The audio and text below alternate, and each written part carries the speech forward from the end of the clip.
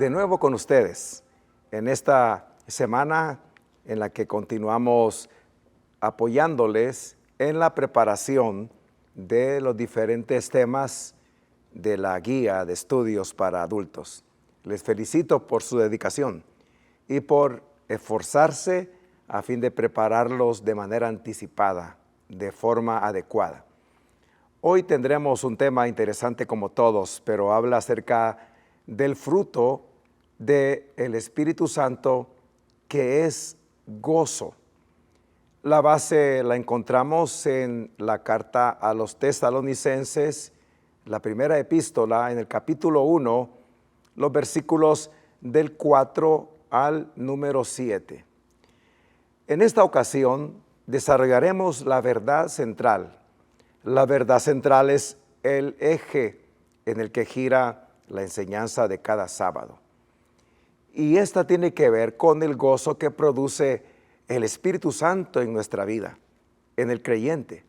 Es un gozo permanente, aún en medio de situaciones adversas como diferentes pruebas por las que podríamos pasar.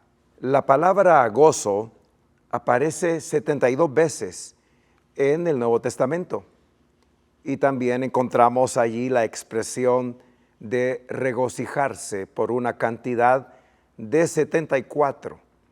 Esto nos hace ver cómo a Dios le importa que nuestra vida exprese gozo, regocijo. El gozo del cristiano en el Nuevo Testamento es presentado como algo inseparable del Espíritu Santo. Es decir, si el Espíritu está en nuestra vida porque somos morada de Él, el gozo no puede estar ausente, sino estamos gozándonos en el Señor.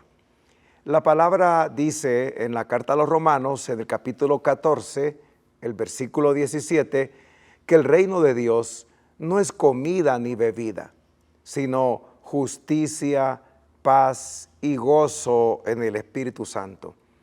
Esa es la obra del Espíritu Santo, la promoción de la justicia que va a generar paz y por consiguiente el fruto del Espíritu Santo, que es gozo. Pese a ello, hay personas que creen que el gozo es un estado emocional y eso nos va a llevar a depender de circunstancias, de lo gratificante para sentirnos bien, para sentirnos alegres. De esa manera lo confunden con una sensación de alegría. Sin embargo, la palabra del Señor nos habla de un gozo que supera cualquier estado o sensación temporal. Va más allá de las circunstancias. Es una consecuencia directa ese gozo que la palabra menciona y a la cual nos llama a vivir, a mantener. Es consecuencia directa de la obra del Espíritu Santo en nuestra vida, en la vida de cada cristiano. Como punto número 1, vamos a hablar acerca de ese gozo del Espíritu Santo. El gozo cristiano es un deleite producido por el Espíritu de Dios que experimentan todos los que hemos nacido de nuevo. Entonces no puede ser que alguien que no ha nacido de nuevo no tenga el gozo de Dios. Es un fruto, es una virtud de la obra del Espíritu Santo. Es un estado permanente de una satisfacción, de una plenitud que proviene de que la presencia de Dios está en nosotros. Eso es algo maravilloso, como Dios, un Dios que los cielos de los cielos no lo pueden contener, llega a morar en nuestra vida. El llamado al gozo en la palabra de Dios es insistente. El pueblo de Dios, por su caminar constante que enfrenta diversas circunstancias, adversidades, debe de mantener ese gozo. Es exhortado a que nos regocijemos a pesar de todo aquello que pudiera sucedernos o dejarnos de ocurrir. En realidad, el gozo de los hijos e hijas de Dios, lejos de ser una opción, debe ser algo que todo creyente debe de permitirse, debe de vivir. La actitud de mostrar el gozo de Dios es algo necesario en cada uno de nosotros. Por ejemplo, Pablo en la carta a los Filipenses, en el capítulo 4, en el versículo 3, dijo: regocijaos en el Señor siempre. Otra vez digo, insistió, regocijaos. Eso es muy importante porque ¿en qué momento Pablo escribió esas palabras? Él estaba detenido, preso, confinado a una celda. A pesar de su sufrimiento, porque no estaba en un hotel, no estaba en una situación confortable, él pudo decir que se regocijaran los cristianos de Filipos. Igual nosotros, no importa lo difícil que vivamos, por lo que estemos pasando, regocijémonos en el Señor. Él es la fuente de nuestro gozo, el Espíritu Santo en nuestra vida. El gozo es la realidad que produce la comunión con Dios. Si tenemos una comunión con Dios, si no permitimos que ninguna sombra esté causando separación entre Dios y nosotros, pues esa presencia de Dios es la fuente inagotable de plenitud y deleite. Por eso es que nos regocijamos al tener esa comunión ininterrumpida con Dios. No podemos decir que tenemos comunión con Dios y vivir en una vida permanente de amargura o en una inconsolable tristeza.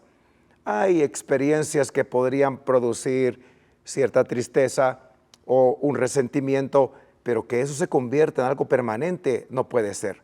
Al contrario, siempre el gozo del Señor se impondrá.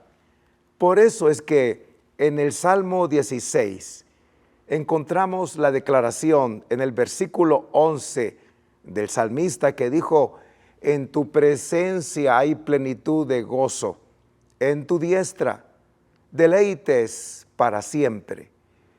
Nuestra comunión con Dios en el cielo es descrita por Jesús como entrar en el gozo del Señor. Eso lo encontramos en Mateo capítulo 25 y el versículo 23. Porque Él es y será nuestra única y verdadera satisfacción. El gozo cristiano es el estado que describe mejor esa realidad de haber sido salvos por Cristo. En el punto número 2 hablamos de que el gozo en medio del sufrimiento y la prueba debe de mantenerse. La alegría como estado emocional depende mucho de circunstancias temporales. Las que son buenas nos alegran, las que son malas nos entristecen y no hay gozo en ellas. Pero la satisfacción que ofrece aquello que es temporal es pasajera, diferente a ese gozo que se mantiene en medio del sufrimiento. Entonces, permanecer en medio de la prueba, alegrándonos con gozo en medio del sufrimiento, es importante, y la razón es que la fuente de origen no radica en circunstancias que nos rodean o que tocan nuestra vida, sino en la plenitud de la vida que Dios nos da siempre.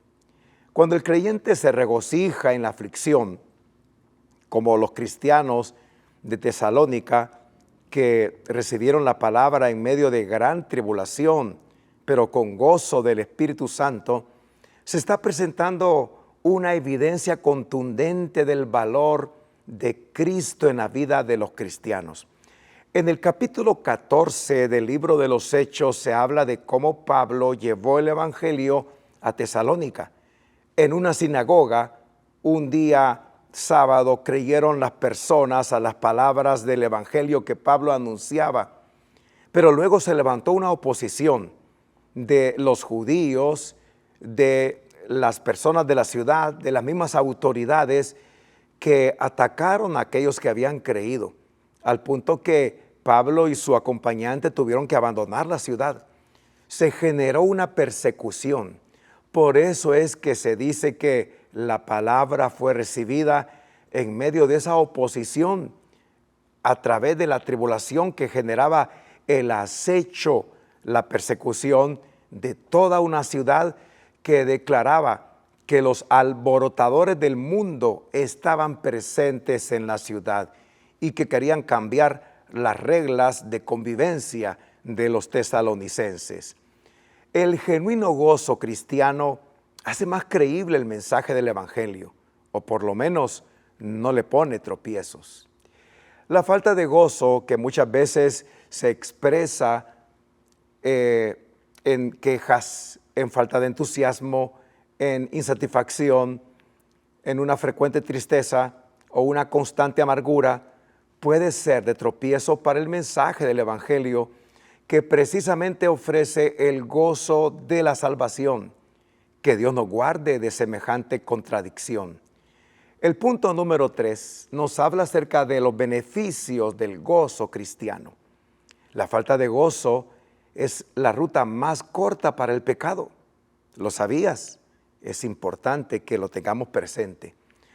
Porque cuando ya no nos deleitamos en Cristo, entramos en el peligroso terreno de la búsqueda de una satisfacción equivocada, de un gozo engañoso. El escritor de la epístola a los Hebreos habla de gozar de los placeres temporales del pecado, cosa que debemos evitar. Eso lo encontramos en Hebreos capítulo 11 y el versículo número 25. El pecado ofrece un gozo engañoso y temporal y que al final se vuelve destructivo. El corazón que no está satisfecho en Dios buscará equivocadamente satisfacción en el pecado. Ese es el gran peligro de un cristiano sin gozo, sin deleite ni satisfacción. La monotonía y la falta de deleite en el caminar cristiano puede transformarse en la antesala de un pecado y en el comienzo de una vida que ya no glorificará a Dios. Es por este motivo que no debemos tomar la ausencia de gozo como algo ligero. Si bien podemos experimentar, como ya lo dije, tristeza en los momentos difíciles, el gozo que produce la presencia de Dios nos hace sacar fuerza y esperanza en medio de la peor circunstancia. Jesús dijo: estas cosas os he hablado, para que en mí tengáis paz. En el mundo tendréis aflicción, pero confiad, yo he vencido al mundo. Está registrado en el Evangelio según San Juan, capítulo 16 y versículo 33. Adelante entonces, vamos esta semana a, con mucho gozo, compartir la palabra del Señor a nuestros oyentes, a nuestros invitados en la célula. Que Dios les bendiga y regocijémonos siempre en el Señor.